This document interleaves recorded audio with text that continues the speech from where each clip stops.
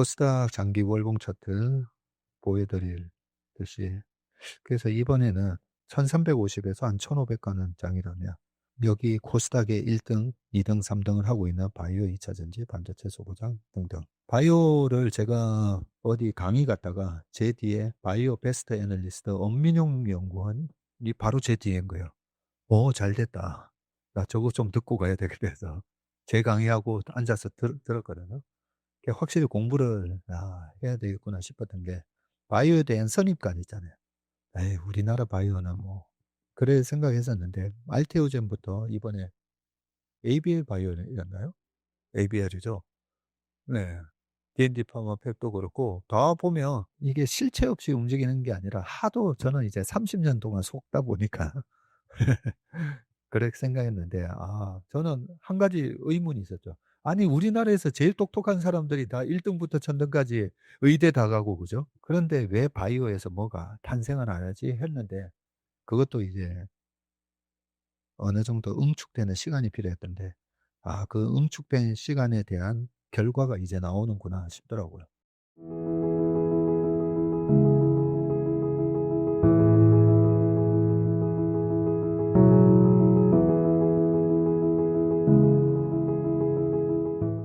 안녕하세요. 2025년 12월 주식시장 전망 및 운용 전략을 시작하도록 하겠습니다. 오늘 좋은 내용이 많습니다.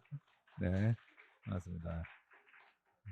자, 어젯밤 한 10시부터 초집중을 해서 한 6시간에 걸려서 5시간 반 걸려서 만든 자료입니다. 자료 만들다 보면 역시 주식은 공부해야 된다. 네, 공부하면 보인다. 네, 그리고 공부해도 난제를 푸는 것처럼 풀리지 않을 때는 한 10시간 걸린 적도 있어요. 10시간, 11시간 걸려서 결론이 잘 모르겠다 한 적도 있잖아요. 지난 10월 잘 모르겠다. 근데 이번 이제 장이 서서히 좀 보이기 시작했고, 그 한방이라는 거 있잖아요, 한방. 내가 기다리는 그 한가운데 직구가 이번에 들어오겠구나. 그런 느낌을 받으면 기분이 좋습니다. 어제 시장이 빠지면서 성과는 어제 같은 경우에도 마이너스가 막 나도 기분이 좋더라고요. 자, 11월 시장 리뷰부터 해보겠습니다. 항상 제가 예전부터 하는 방법, 항상 복기를 해봐야 됩니다. 그죠? 복귀하는 거 귀찮습니다. 학교 다닐 때 집에 가서 복습하라고 하면 하기 싫잖아요. 그죠? 네. 하기 싫은 걸 해야 남들보다 앞설 수가 있습니다. 지난달 전망 어떻게 했나? 코스피 3,900에서 한 4,300 보면서 정강 근대 중략. 왜냐하면 외국인의 옵션 포지션이 하방 배팅을 하고 있었으니까 그죠? 네. 얘네들이 반도체를 팔려나 보다 했는데 팔았어요. 그죠? 그래서 정강 중략 후강으로 봤는데 후강 이렇게 강하게 올라오지는 못했습니다. 그래서 결론적으로는 마이너스 6.67까지 장중에 빠졌고요. 여기 빠졌고 플러스 2.9까지도 가긴 했었는데 종가는 마이너스 4.4로 끝났습니다. 그리고 이거 피부나치 수열로 한번 그어봤죠. 이렇게 계단식 엘리어트 파동이 1, 2, 3, 4, 5 이렇게 이제 올라갔다면 변형이 됐어요. 1파 있고 2파 조정 받으면 여기서 사면 3파가 나오니까 사람들이 이제 아는 거죠. 알기 때문에 요 밑에 매수가 쫙 깔리게 되거든요. 그래서 이런 2파 조정이 안 나오고 옆으로 기는 조정이 나오는 겁니다.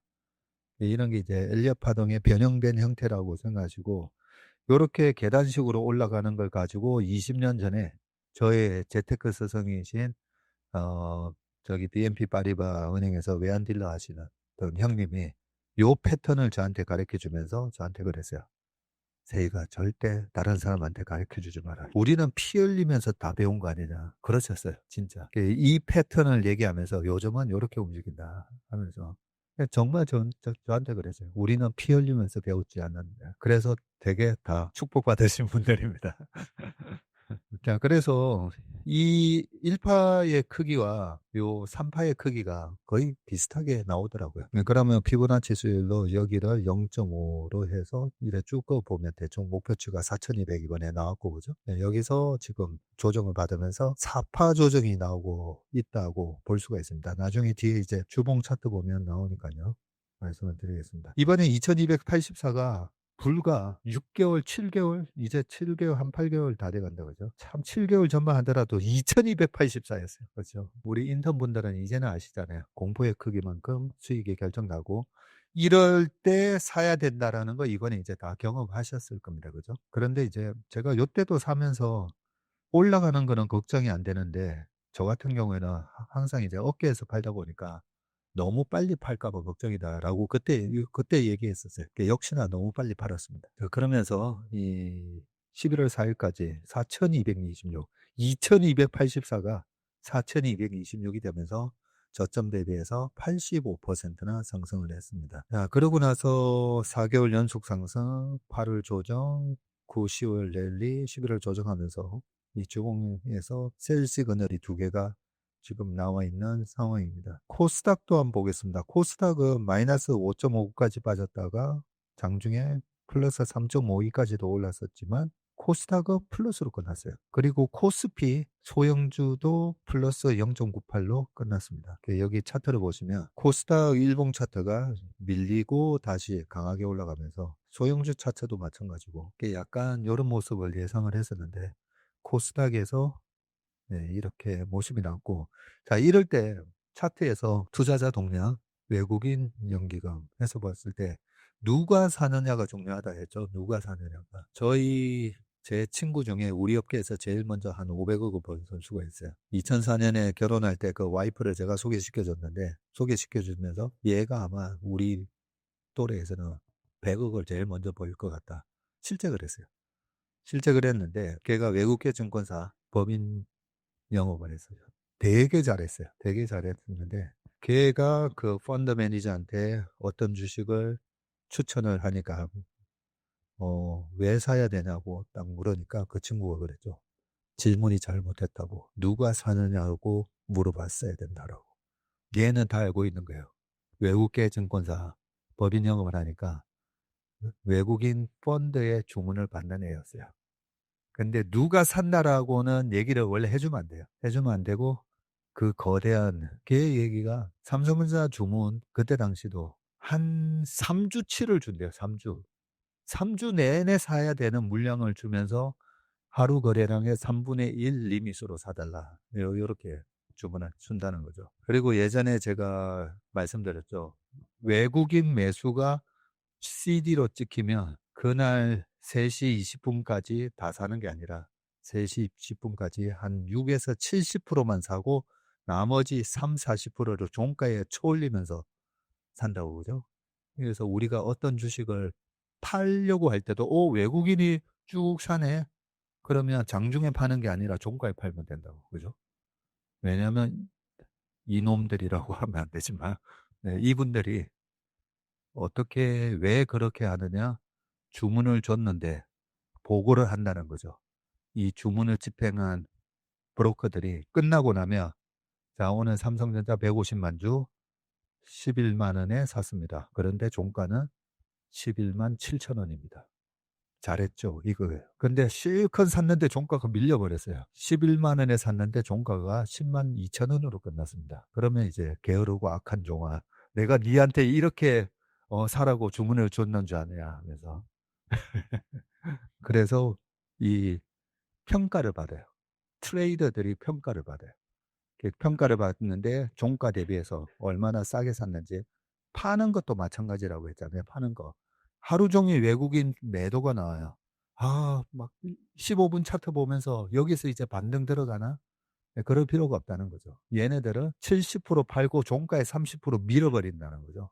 그래서 20분 차트에서 3시 20분에서 10분이나 5분 차트 보면 종가가 툭 떨어져서 끝나죠. 그런 거를 우리가 이제 알고 있으면 설사 이 주식을 산다 하더라도 장중에 마이너스 7%에 사는 게 아니라 종가에 사는 게 낫다는 거죠. 그죠? 네, 그런 말씀을 드리는데 그 외국인들의 그런 매매 패턴 이런 걸 알 필요가 있는데 제가 여기 누가 사는지 지금 코스닥을 누가 사는가 외국인하고 기관이 사고 있다는 게 중요하다는 거죠. 왜냐하면 기관은 그냥 오늘 한번 사볼까 이 마음으로 사는 건 아니잖아요. 뭔가 나름대로 공부를 해서 로직을 갖고 사는 거기 때문에 누가 사는가를 항상 체크하셔야 됩니다. 코스피 소형주도 마찬가지예요. 이게 코스피의 시장에서 외국인이 11월 달에 많이 팔았잖아요. 근데 코스닥하고 소형주 보면 샀어요. 자, 11월 투자 동량을 보면 외국인이 8월에 1.6조 팔면서 빠졌어요. 그죠? 그때 9, 10월 달 13조 사면서 우리 시장 크게 올랐고 11월에 14조 4천억이나 팔았습니다. 많이 팔았습니다. 그러면서 4.4% 시장이 밀려서 끝났습니다. 그러니까 코스닥은 2,900억 사면서 코스닥이 플러스가 나왔습니다. 자, 그때 요거 보여드렸었죠. 그죠? 외국인의 선물 옵션 포지션 완전히 하방 배팅을 하고 있었었고, 결국은 얘네들이 이제 찍어 누르는데 걔네들이 원하는 단가까지는 못 찍어 눌렀었습니다. 하지만 그래도 마이너스 4.4% 억지로 만들었고, 이번에 보면서 확실하게 알았어요. 단기 흐름은 외국인 옵션 포지션을 보면 되는구나 라는 걸. 이 단기적인 거 맞추는 게 얼마나 힘드니까, 그죠? 하루 요즘 일봉 맞추기 하시는데 제가 보면 안타깝더라고요. 계속 1일차, 2차, 1일차, 2일차. 네, 4회차가 안 나와요. 그죠? 요즘은 워낙 맞추기 힘들어가지고. 연초 이후로 보니까, 개인이 17조 팔았고, 외국인도 8조 8천억. 이게 이번 달에, 11월 달에 14조를 파는 바람에 외국인 연초 이후가 순매수였다가 순매도로 바뀌었습니다. 8조 8천억으로 바뀌었습니다. 코스닥도 1조 4천억 팔았고 선물도 11조 팔고 해서 올해만 들어와서 21조 매도 상태입니다. 아까 여기서 제가 요때만 하더라도 굉장히 불리시했잖아요. 네, 불리시했을 때 장은 돌아섰는데 외국인이 여전히 우리나라 시장에서 그때도 한 20조 정도 많이 팔았었죠. 4월 8일 언저리로. 그래서 얘네들이 다시 대감오면 시장이 좀 많이 올라갈 것 같습니다. 라는 얘기를 했었었는데요. 지금도 보면 외국인이 21조 정도 순매도 상태이기 때문에 장이 나쁘지만 않으면 그래도 외국인 실타는 아직도 좀 있다라고 판단이 되고요. 자, 푸콜레이쇼 보면 과열 보이다가 이렇게 빠졌습니다. 그리고 S&P 500의 빅스 역시나 25를 터치하고 빠졌고요. 저희 시스템에 제가 25에다가 이래 줄을 좀 그어줘라라고 요구를 해서 이게 줄이 그어져 이제 25를 터치하면 그때부터는 무섭지만 뭔가 무서운 일이 벌어져서 포컬레이쇼가 아니면 S&P 500의 이 빅스가 25를 터치하지만 항상 여기서는 사는 게 맞더라는 거죠. 뭔가 악화되는 거, 금리 인상을 더 심각하게 한다든지 뭔가 악화되는 모습만 안 나오면 25를 터치했을 때는 늘 매수로 대응하는 게 맞았더라. 코스피의 지금 월봉으로 봤을 때 이게 로그 차트로 보는 거거든요. 로그 차트로 봤을 때 고점이 이번에 거의 근접한 수준에서 좀 빠지는 모습이 나왔는데 아직 5파 상승이 남았기 때문에 마지막 피날레가 지금 삼성전자 하이닉스 영업이익이 계속 이번 4Q 좋게 나올 거고 내년 1Q, 2Q까지는 뭐 계속 좋게 나올 거잖아요. 그래서 마지막 5파 상승이 그래도 이 상단 추세선을 한번 그래도 터치하고 끝나지는 않을까. 네, 그렇게 생각하고 있고요. 이 코스피 월봉 밑에가 달러 전환 차트라고 했잖아요. 항상 저는 외국인하고 전의 전쟁을 30년을 했기 때문에 그래서 달러 전환 차트로 보는 법을 말씀을 드렸고 전문이 달러 전환 코스피에서 매도 시그널 넣었습니다.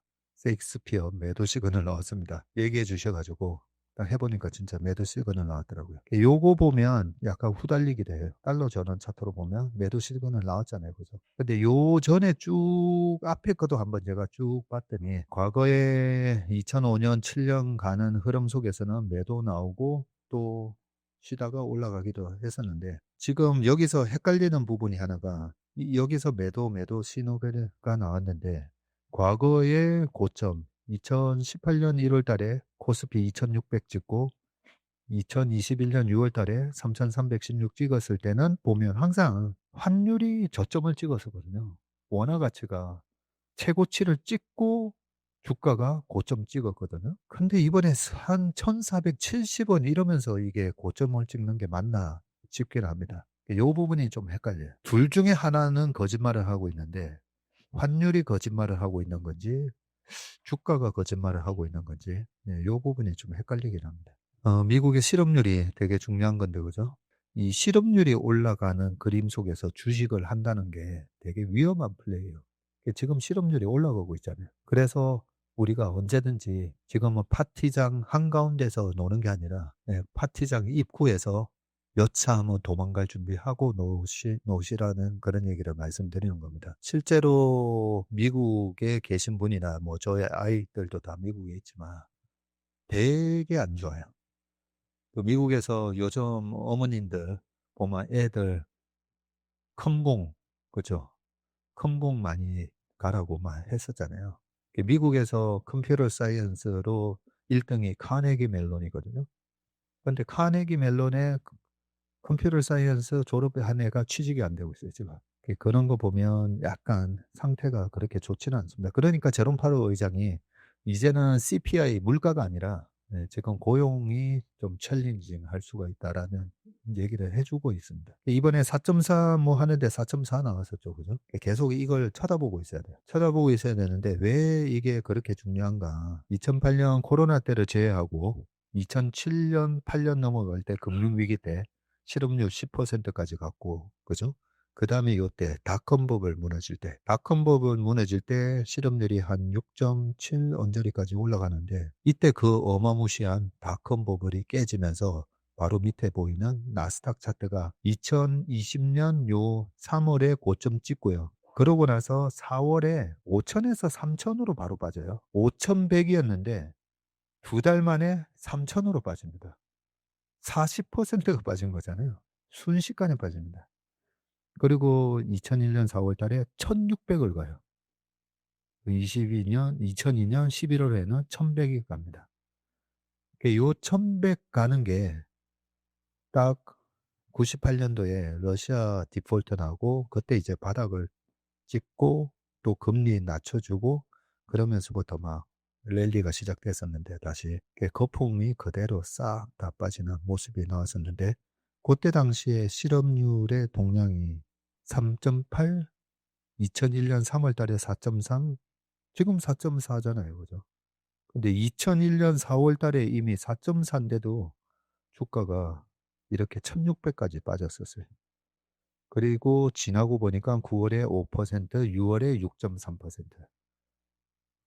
이때는 저는 주식시장에 있어서 너무 생생하게 기억합니다.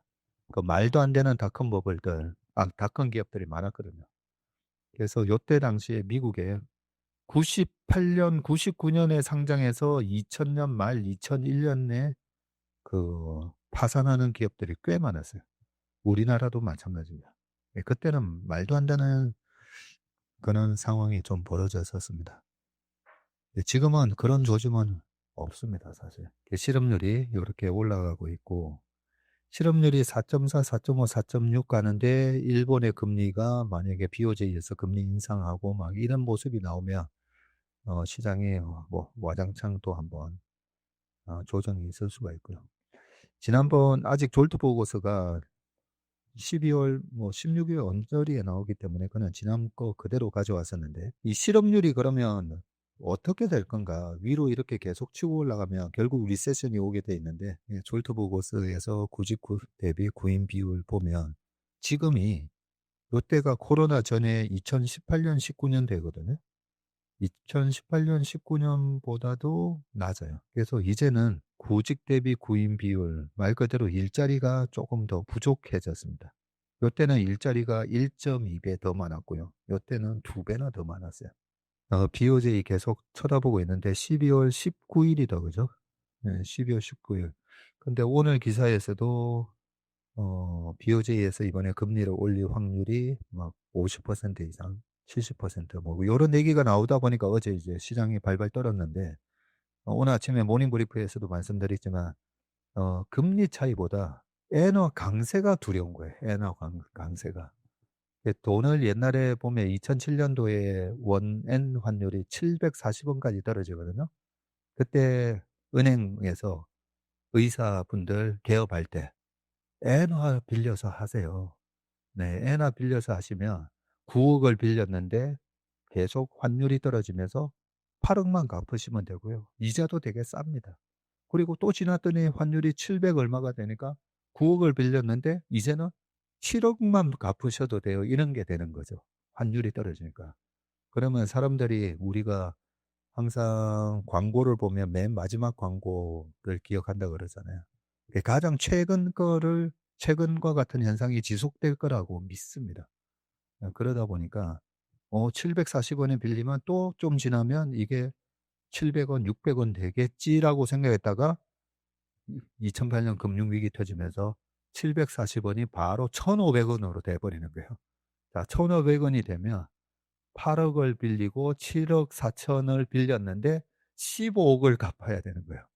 15억을. 그래서 엔화 강세로 돌아서느냐가 중요하고, 작년에는 제가 계속 원엔 환율 차트, 그죠? 주봉, 월봉 보여드리면서 이게 위로 20주 이평선은 뭐 골든 크로스가 나면 조심해야 된다, 뭐 그런 말씀을 드렸던 것도, 엔화 강세가 가면 뱅캐리 트레이더 투자하는 사람들이 제일 이제 후달리게 됩니다. 근데 지금은 엔화 강세 현상이 안 나타나고 있어요.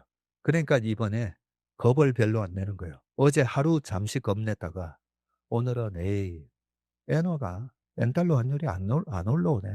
이러면서 시장이 다시 자신감을 찾는 거예요. 자, 밑에 이게 코스닥의 아까 코스피처럼 고점을 이은 선인데, 이것도 왜 이렇게 가져왔냐면요. 모든 강세장은 코스닥이 이렇게 또 전고점 뚫으면서 끝났거든요. 근데 이번에 여기서 과연 끝날까? 그런 생각을 하는 거죠.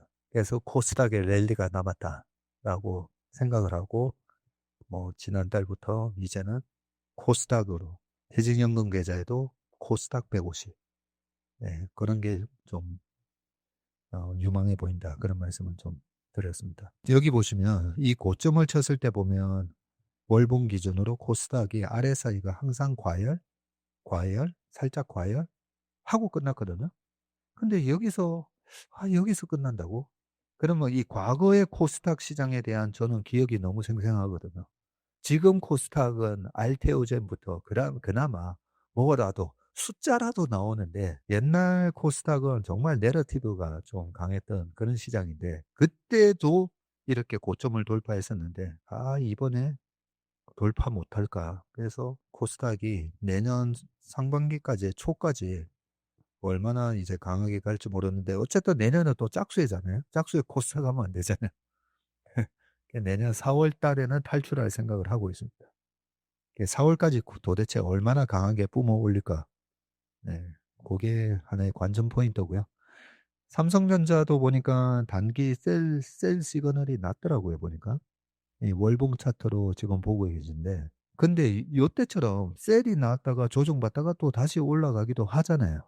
그래서 우리가 테크니컬만 아무리 쳐다봐도 이 펀더멘탈을 모르면 되게 답답한 거예요. 그 말은 지금 당장 축구를 45분을 뛸 수 있는 애들, 45분이 뭐예요? 90분을 뛸 수 있는 체력을 가졌는가를 봐야 되는데, 그냥 5분 뛰는 것만 보고 판단을 할 수는 없잖아요. 그게 이제 펀더멘탈을 봐야 되는데, 펀더멘탈을 보는 방법이 요 밑에 영업이익률을 이렇게 띄워 놓는 거죠. 영업이익률을 띄워 놓고 보니까, 셀 시그널이 나왔어도 영업이익률이 계속 우상향할 때는 조정 좀 받다가 올라가는구나. 그죠? 영업이익률이 이렇게 개선될 때 쭉 주가가 달렸다가 셀 나오고, 그러고 나서부터 영업이익률이 옆으로 깁니다. 기다가 나중에 확 빠졌죠. 선행성이 있다 보니까 미리 좀 빠집니다. 롯데도 그랬고, 그러면 지금 여기 셀 시그널이 나왔는데 제 고민이 그거였어요. 그러면 여기서 영업이익률이 개선되는가?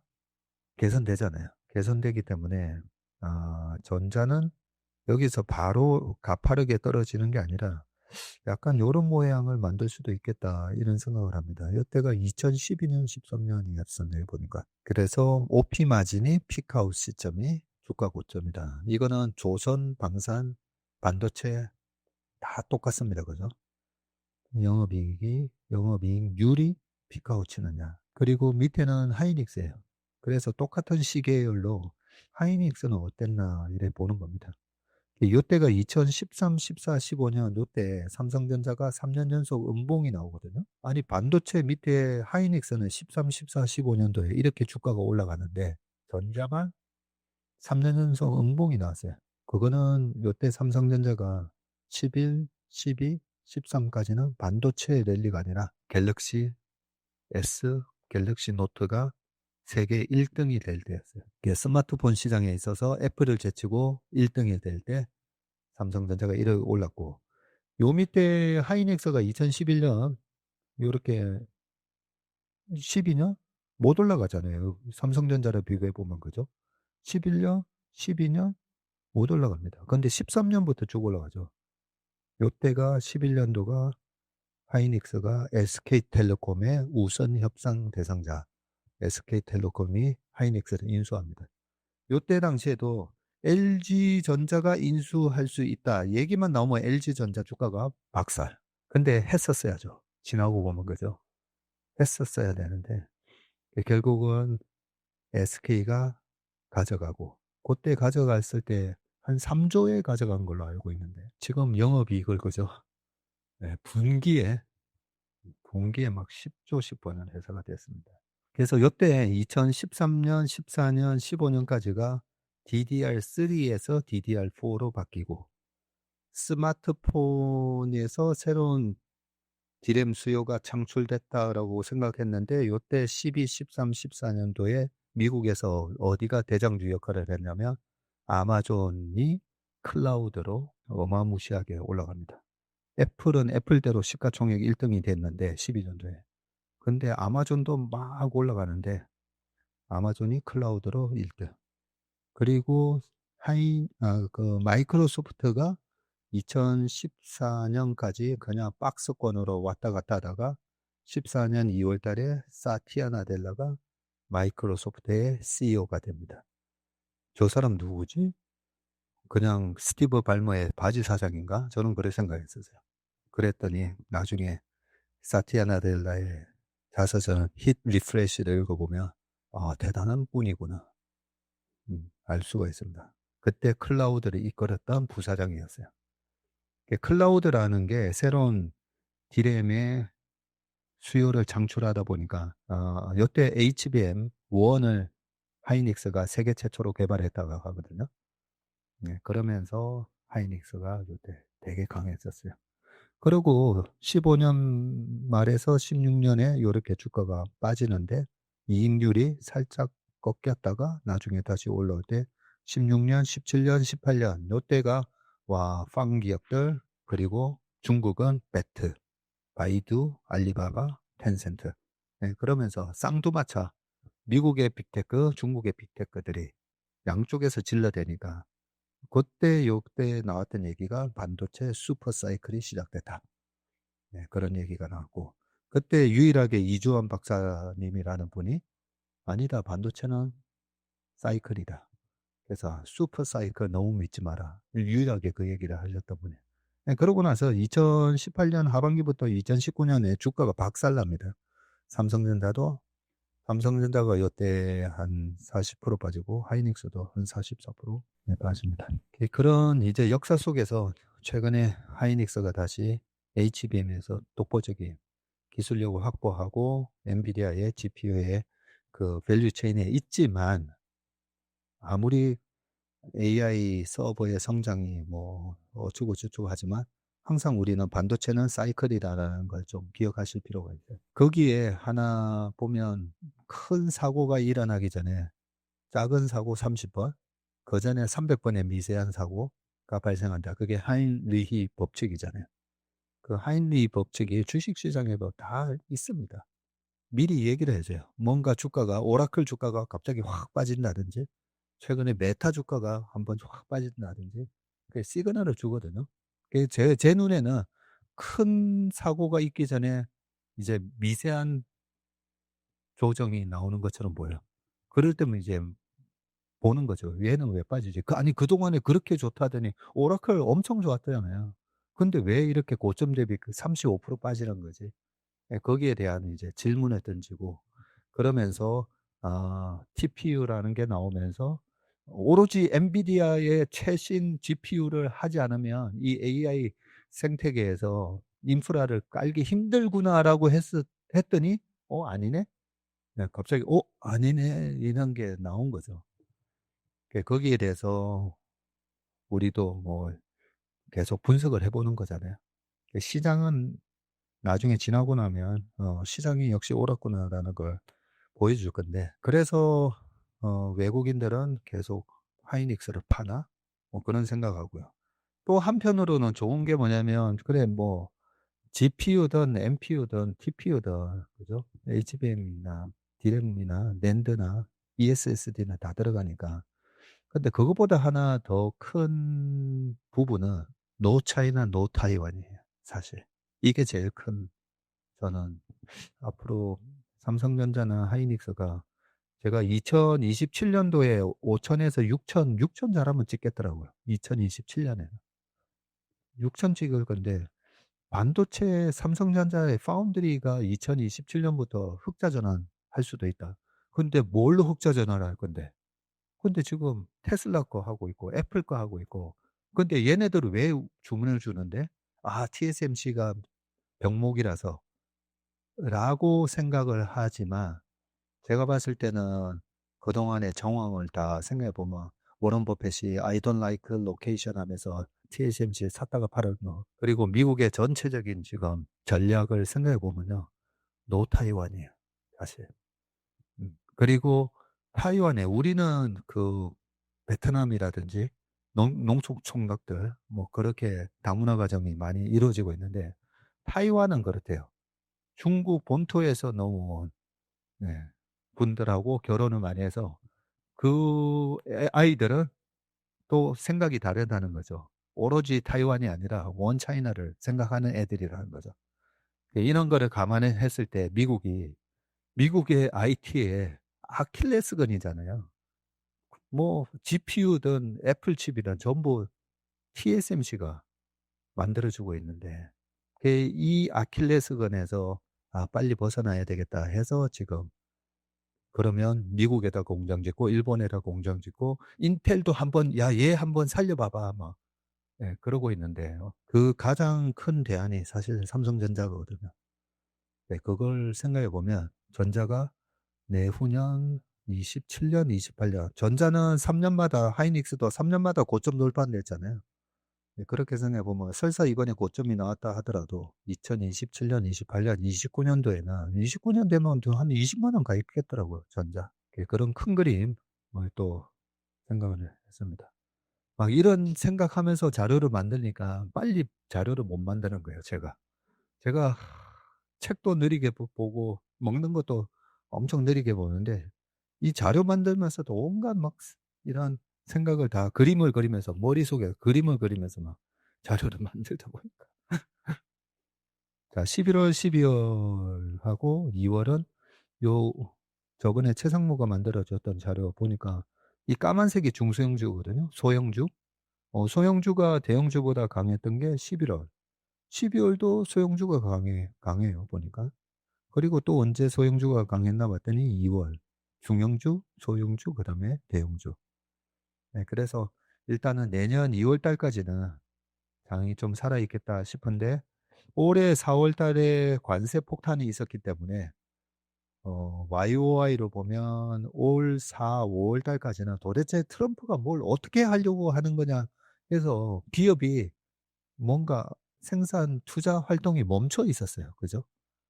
그 YOY 베이스 이펙트 때문에 잘하면 내년 5월까지는 괜찮겠다. 네, 그렇게 생각을 하고 있습니다. 그 다음에 이 차트는 지난번에 보여드렸던 것처럼 페드의 금리 인하가 있고, 2달 정도 지나면 이게 경제가 계속 성장하는 모습 속에서 나온 보험성 금리 인하인지, 아니면 실제로 리세션으로 들어가는 인하였는지가 판명이 되는데, 한 2달 정도 지날 때 주가가 반영을 하더라는 거거든요. 근데 지금 보니까 9월 달에 금리 인하했으니까 9, 10, 11, 12. 아직까지는 이 그림은 아닌 것 같아요. 그죠? 그리고 환율 얘기로 많이들 하시는데, 저는 IMF를 겪어봤었잖아요.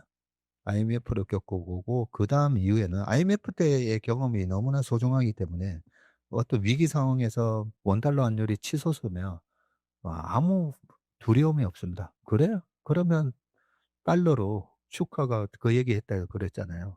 아유, 구글로부터 달러로 돈을 받는데 이게 곱하기 1250원으로 들어오는 게 아니라 1450원으로 돈이 들어오다 보니까 지금 뒤에서 막 웃는 회사들이 있다는 거죠.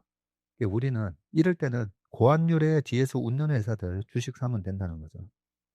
근데 앞으로 달러 인덱스의 향방은 지금 2017년하고 거의 똑같이 지금 움직이고 있는데 2017년에 요때도 10월, 11월에 반등 들어가다가 나중에 다시 꺾이면서 1월 달까지 다시 한번 더 빠지거든요.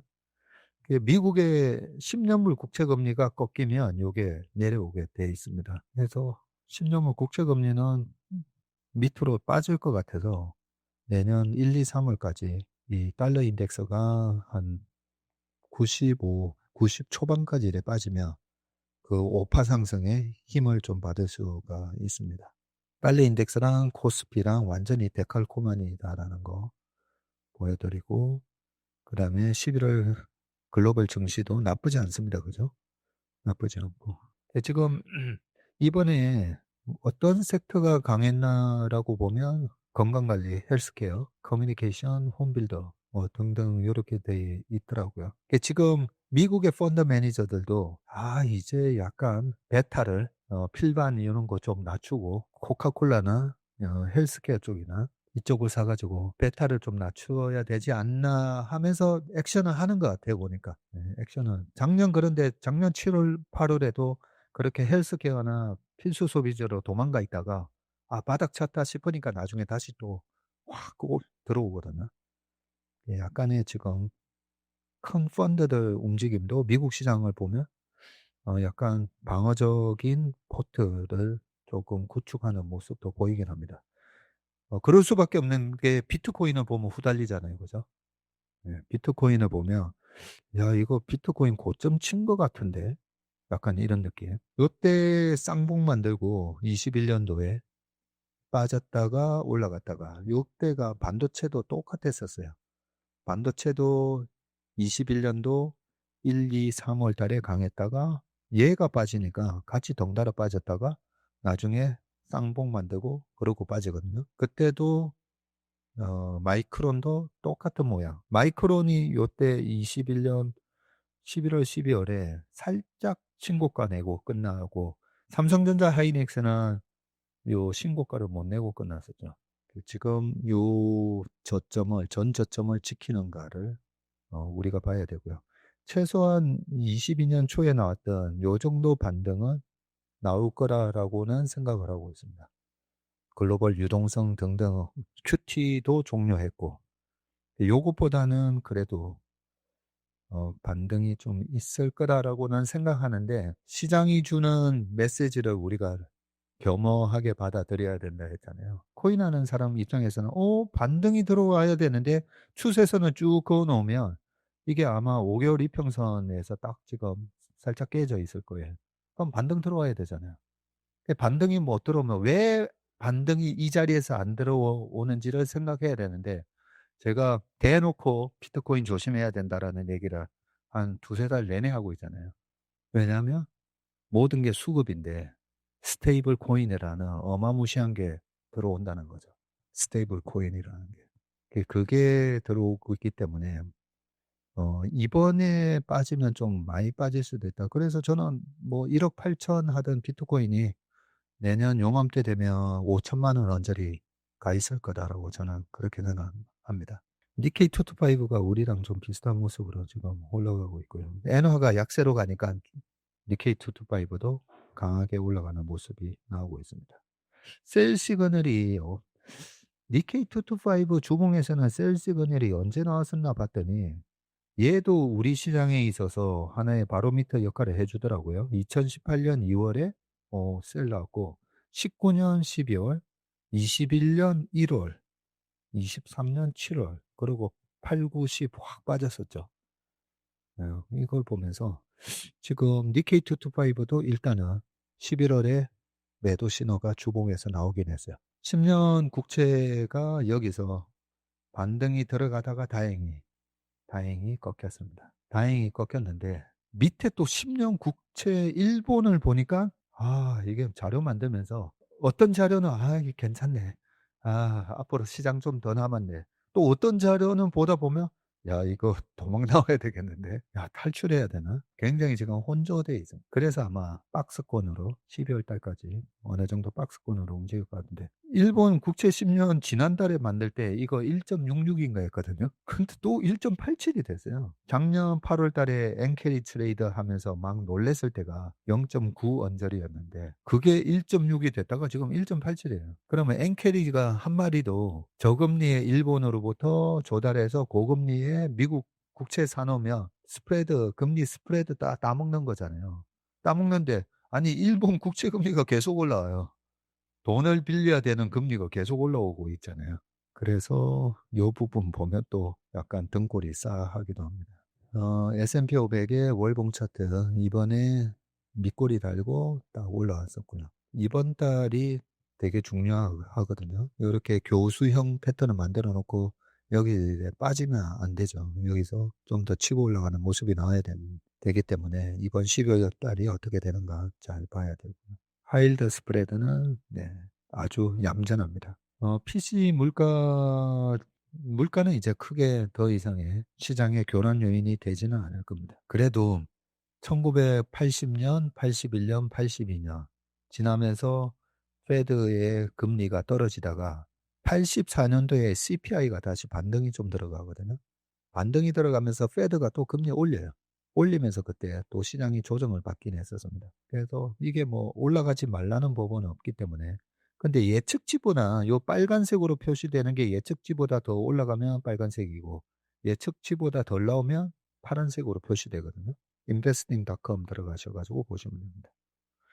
그리고 어젯밤에 자료 만들다 보니까 PMI가 발표됐더라고요.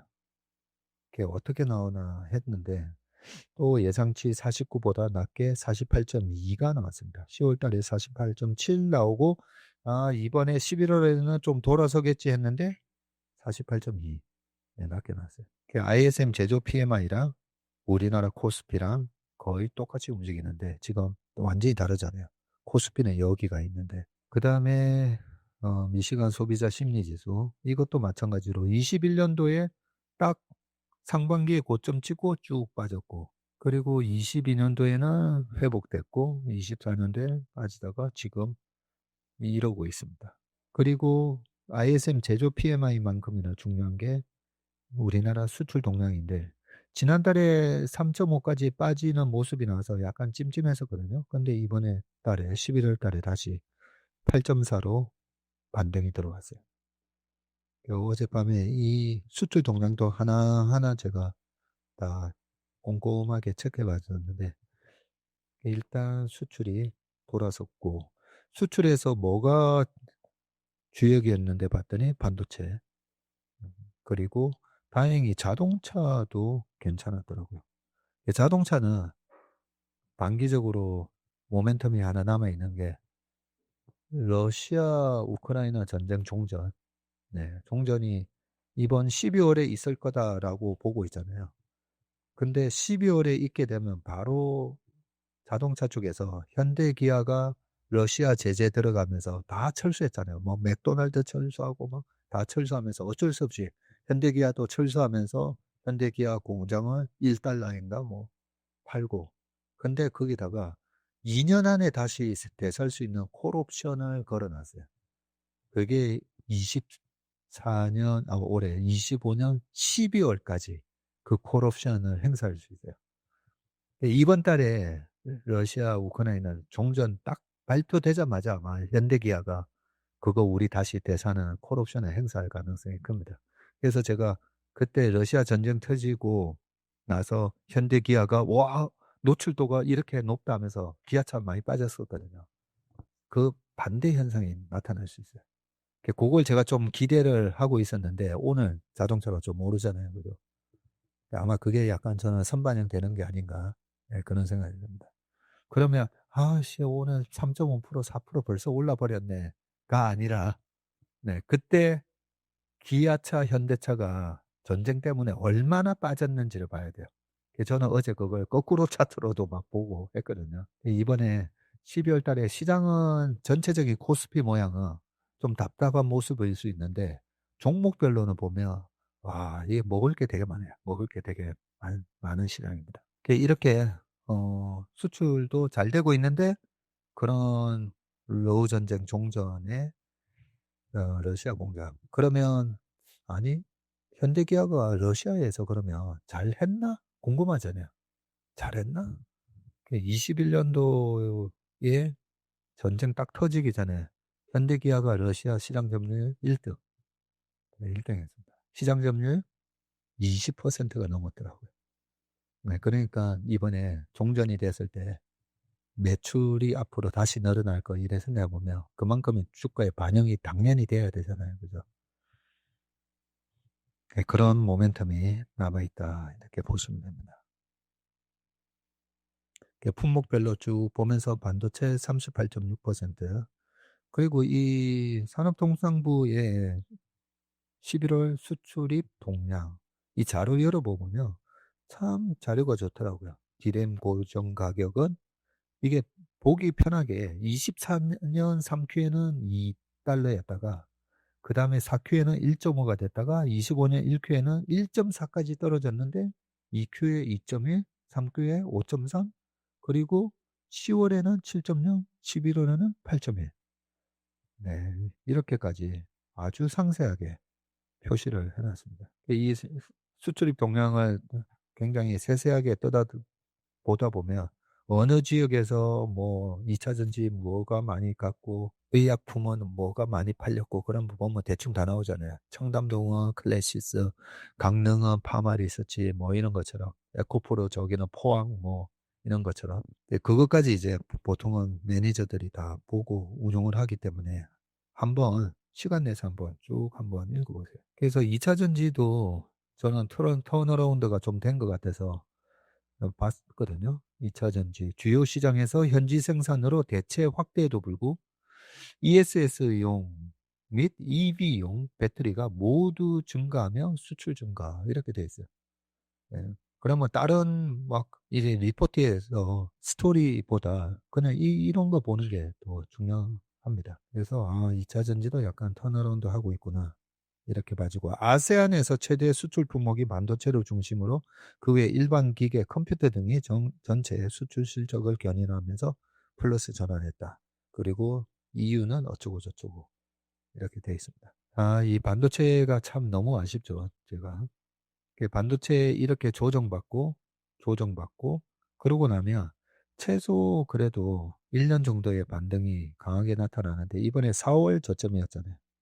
네, 그러면 6개월만 하더라도 10월 달까지였고 1년이면 내년 한 3월까지인데, 그래서 반도체는 아직까지 조금 남긴 남은 것 같은데, 사람들이 반도체가 딱 외국인이 매도 때린다 시작하니까 갑자기 바이오가 막 튀어버리잖아요. 제가 저희 매니저들한테도 하는 얘기가, 우리가 아직까지 30%, 이 주식 갖고 있으면 30%는 오를 것 같습니다라는 주식을 내가 그 주식만 쳐다보고 있으면 이거 아직까지 30% 남아 있는데요. 네. 전체 시장을 보다 보면 야, 그거 30%보다 이거 사면 300%, 300%짜리, 200%짜리가 보이니까 이거 팔고 가는 거거든요. 그러면 이것만 좋아하는 매니저는 아니 이거 아직 30% 남았는데 이걸 왜 사람들이 왜 팔지? 그래서 제가 주식시장은 오디션 어, 프로그램처럼 그런 식으로 전체 시장을, 그래서 오우석 대리가 전체 시장을 아우르는 걸 매일 아침마다 하잖아요. 그걸 매일 아침 그렇게 하다 보니까 전체 시장을 보는 이 뷰가 되게 노련해졌더라고. 밸류에이션은 지금 PR 22.5인데 미국 국채 금리가 4%다. 그러면 못 올라갑니다. 막힙니다. 못 올라갑니다. 그래서 금리가 떨어지는 게 되게 중요하고, 아니면 이의 성장이, 어닝의 성장이 30%, 40% 나와버리면 돼요. 그러면 1년 지나면 PR이 툭툭 떨어지니까. 그래서 이의 그로스가 아주 세게 나오든지 아니면 금리가 떨어지든지, 코스피 PER. 코스피는 PER보다는 이제 PER을 봐야 되는데, 우리나라 시장도 약간 이제는 조금 선진화 시장으로 좀 바뀌는 것 같아가지고요. 이번에 그래도 EPS가 이렇게 급증을 했어요. 정말 다행인 게 내년에 이제 뭐 400조를 내다볼 정도로 어닝이 많이 좋아졌습니다. 그리고 이렇게 어닝 퀄리티가 좋아졌다라고 볼 수가 있는 게, 그전에는 요때 2017년, 18년도에 반도체 이익이 전체 상장사 이익의 60%였어요. 반도체 빼면 별 볼 일 없는 시장이었어요, 솔직히. 근데 최근에 뭐 조방원부터 시작해가지고 이걸 잘 내는 기업들이 많아졌습니다. 이번에 외국인이 매도를 많이 떨었는데 지수 레벨을 감안을 해보면 이렇게 매도가 나중에 5천, 6천 갔을 때 외국인이 매도를 때리면 이 저점을 아마 깰 거예요. 그죠? 네, 그거는 어떻게 보면 전체 시총이 커졌기 때문에 외국인이 삼성전자를 5만 원대 파는 거랑 10만 원에 파는 거랑 당연히 금액이 클 수도 있겠다, 그런 생각을 했습니다. 자, 지난번에는 외국인의 옵션 포지션이 완전히 하방 배팅이었는데 지금은 딱 이렇게 구축을 하고 있어요. 이걸 제가 가두리 포지션이라고 했잖아요. 가두리 양식하듯이 딱 지수를 가둬놓고, 이거 옵션 절대 하지 마세요. 이거 하면요, 정말 한 달에 어떻게 이렇게 3%, 5% 수익이 툭툭 떨어지지. 예, 완전히 무슨 도깨비 방망이를 발견했다라는 착각을 하게 됩니다. 그러다가 왜 하면 안 되냐면, 철길에서 동전 죽기. 어우, 아니, 여기 왔더니 웬 동전이 이렇게 500원짜리, 1000원짜리, 막 만원짜리 막 떨어져 있는 거예요. 네. 그거 줍다가 기차 한 번 올 때 확 깔려가지고 그냥 죽어버립니다. 이 표현이 너무나 저는 정확한 표현인 게, 실제로 옵션 하다가 행불됩니다. 행불돼요. 제 주변에 옵션 하다가 행불된 분들이 많아서 그래요. 그럼에도 불구하고 다음 주에 제가 선물 옵션 강의를 찍을 생각입니다. 저희 회사 직원 중에 펀드 매니저 시험 보는 직원들도 있고, CFA 보는 직원들도 있고, 우리 채미턴 분들 중에서도 뭐 시험 이렇게 준비하시는 분들 계시다는 제가 얘기를 들어서 시험용으로 시험용으로 옵션이 어떻게 되는지 제가 시험 문제 풀면서 해드리려고요. 시험 문제 풀면서.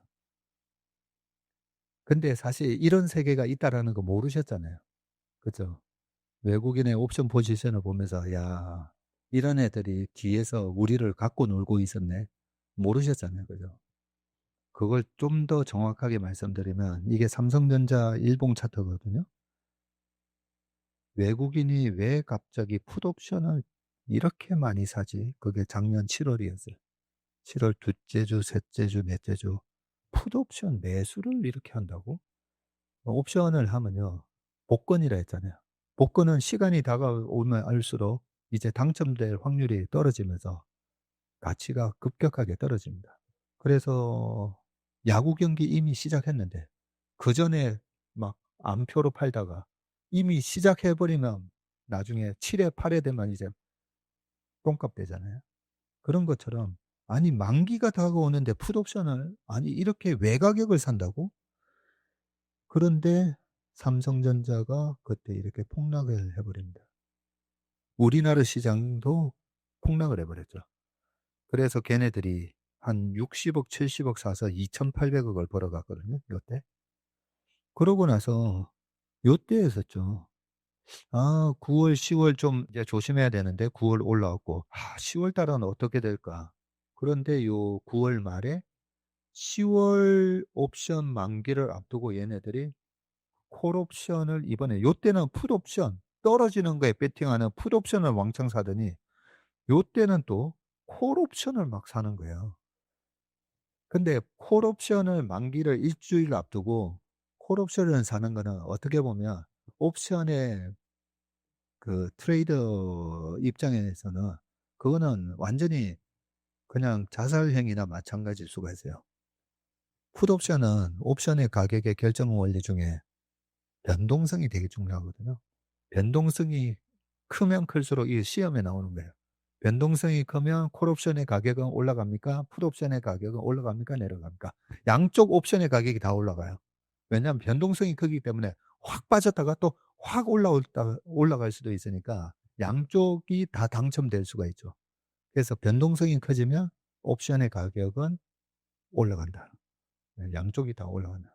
근데 변동성은 언제 올라가냐? 하락장에 변동성이 커지잖아요. 그래서 외가격 옵션을 사는 거는 급락이 예상될 때 사는 거예요. 근데 상승장은 빅스에서도 보이지만 빅스가 뭐예요? S&P 500을 기초자산으로 하는 옵션의 변동성을 뽑아낸 게 빅스거든요. 장이 올라갈 때는 빅스가 확 빠지죠. 변동성이 떨어지기 때문에 콜옵션도 가격이 떨어져요. 천천히 올라가면 콜옵션 가격도 가격은 올라갔는데 콜옵션 가격이 오히려 떨어져요. 그래서 올라가는 장에 풋옵션 매도 때리고 콜옵션 매도 때리면서 가두리를 하면서 미래 가면 되게 재밌어요. 양쪽으로 돈 다 벌거든. 그런데 콜옵션을 얘네들이 사는 거예요. 외가격을. 야, 그러면 시장이 급등한다는 말인데. 근데 이렇게 올라갔잖아요. 삼성전자를 얘네들이 이렇게 초올리면서 살 줄. 아, 그래서 얘네들은 반도체 수급을 알고 있는 애들이구나. 옛날 제 친구처럼 수급을 아는 애들이구나라는 의심을 했고요. 이번에 10월 말에서 11월 들어가기 전에는 하방 배팅을 했었잖아요. 그죠? 그러면 아니 반도체 이렇게 좋다고 막 계속 CT, JP 모건 스탠리에서 이렇게 좋다라고 보고서 나오는데 설마 그 좋다는데 삼성전자랑 하이닉스랑 빠진다고? 빠졌잖아요. 그죠? 확실하게 이번에 알게 됐습니다. 이번 장에 큰 거 하나 건진 거예요. 그래서 외국인의 옵션 포지션이 지금은 이렇게 가두리다. 그러면 이제 우리의 전략은 빠지면 사고 올라가면 여기서 뚫고 올라가는 거냐 보다는 좀 단기 트레이딩을 할 수가 있겠죠. 거기에 맞춰서 우리가 전략을 세울 수가 있습니다. 체슬리 AI에서는 여전히 전부 다 모든 시장이 다 네, 풀베팅 얘기하고 있고 코스피 지금 과열. 그리고 코스닥은 올해 들어와서 한 번도 핫이 된 적이 없더라고요. 그리고 S&P 500도 5개월 연속 핫. 나스닥은 6개월 연속 핫. 자, 그래서 12월 달은 어떻게 되는데 3,720 정도까지도 빠질 수는 있겠더라고요. 그리고 위로도 4,100. 이번에도 그냥 5% 범위에서 왔다 갔다 박스권이고 그런데 왜 3,720이라고 해놨냐면 배당락이 있어요. 그렇죠. 연말에 배당락이 있습니다. 배당락은 이렇게 생각하시면 됩니다. 시가 배당을 한 1.5% 한다. 요즘은 이제 중간 배당을 그나마 하기 때문에 많이 분산이 됐어요. 그러면 1% 연말에 일어나는 배당락이 1%다. 그러면 4천이라고 하면 40포인트 빠진다고 보면 돼요. 배당락으로만 그냥 40포인트가 빠진다고 그렇게 생각하십니다. 코스닥 장기 월봉 차트 보여드릴 듯이 그래서 이번에는 1350에서 한 1500 가는 장이라면 여기 코스닥의 1등, 2등, 3등을 하고 있는 바이오 2차전지, 반도체 소고장 등등. 바이오를 제가 어디 강의 갔다가 제 뒤에 바이오 베스트 애널리스트 엄민용 연구원이 바로 제 뒤에인 거예요. 잘 됐다. 나 저거 좀 듣고 가야 되겠다 해서 제 강의하고 앉아서 들었거든요. 확실히 공부를 해야 되겠구나 싶었던 게 바이오에 대한 선입관 있잖아요. 에이, 우리나라 바이오는 뭐 그래 생각했었는데 알테오젠부터 이번에 ABL 바이오였나요? ABL이죠. 네. D&D 파마팩도 그렇고 다 보면 이게 실체 없이 움직이는 게 아니라 하도 저는 이제 30년 동안 속다 보니까 그렇게 생각했는데 저는 한 가지 의문이 있었죠. 아니 우리나라에서 제일 똑똑한 사람들이 다 1등부터 천등까지 의대 다 가고 그죠? 그런데 왜 바이오에서 뭐가 탄생을 안 하지 했는데 그것도 이제 어느 정도 응축되는 시간이 필요했던데 그 응축된 시간에 대한 결과가 이제 나오는구나 싶더라고요. 엄민영 연구원 얘기하는 거 듣다 보니까 그리고 지금까지 그렇게 라이센싱 아웃 된 게 벌써 17조인가 뭐 그렇더라고요. 몰랐어요. 그냥 모르니까 그냥 선입관만 있었던 거죠. 그러면 어떻게 대응하시냐 하면 되냐면 바이오도 액티브 바이오가 있잖아요. 그래서 저는 패시브 코덱스 바이오 해봤더니 그 얘가 뭐 들고 있지 봤더니 그냥 쭉 깔아놨더라고요. 그죠? 이럴 때는 액티브 바이오 ETF를 공략하는 게 맞더라고요. 그 액티브 바이오를 운용하는 운용사의 본부장을 만나봤더니 막 자랑하는 거예요. 아, 우리 회사에서는 뭐 미국에 아니면 어디에서 바이오를 뭐 한 박사 누가 와서 이걸 운영한다 그러더라고요. 그 사람들이 우리가 스탁 피킹 하는 것보다는 잘할 가능성이 높겠죠. 투자자의 입탁금하고 신용융자 금액이고요. 근데 이게 시총 대비해서 보니까 아, 이게 21년도에 고점 쳤었던 그때 25조였는데 지금 26조로 뚫었거든요. 근데 그때 3,300에서 25조랑 지금 4,000에서 26조는 요때보다도 신용 비율이 오히려 낮은 거죠. 그래서 시총 대비해서 보니까 아, 너무 거품은 아니구나. 그게 미국 시장도 마찬가지고 그죠? 21년 대비해서 지금 보면 시총 대비로 보면 아주 과도한 건 아니지만 그런데 이 신용 때문에 종목의 등락이 그렇게 심한 겁니다. 아니 왜 이렇게 좋다고 했던 종목이 마이너스 40%왜 빠지지? 그게 신용.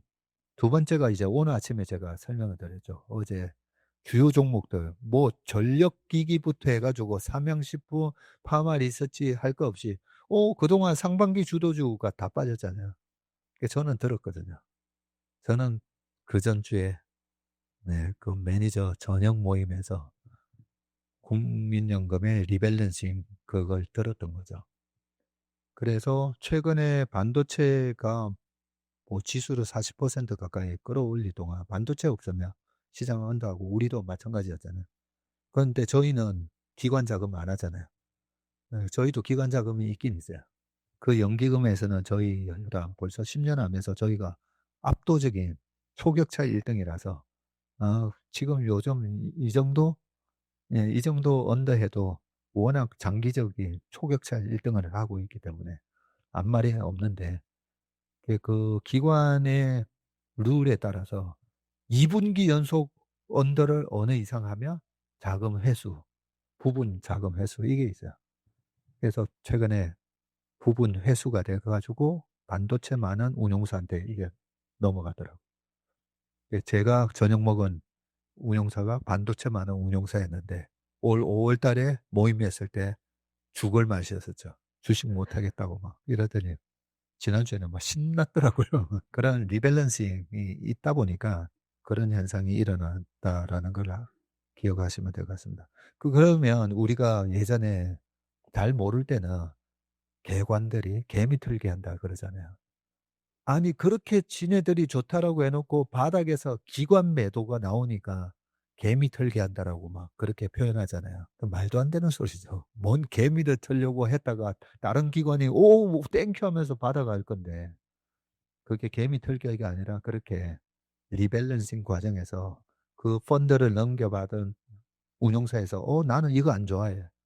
까버리는 거예요. 그냥 팔아버리고 자기네들이 좋아하는 포트로 갈아타고. 그래서 아니 그렇게 기관들이 좋다라고 해놓고 왜 바닥에서 여기서 왜 지지지 하는 게 그는 기관 리밸런싱으로 자금 회수 당했을 때 강제 매도가 나오는 겁니다. 강제 매도.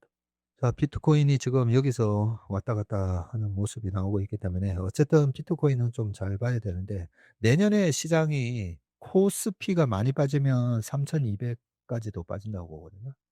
근데 제가 제일 걱정은 하여튼 코인 시장이에요. 코인 시장이 저는 너무 걱정입니다. 자, 이것으로서 2025년 12월 주식시장 전망 및 운용 전략을 마치도록 하겠습니다. 12월 운용하시는데 큰 도움 되시길 바라겠습니다. 고맙습니다.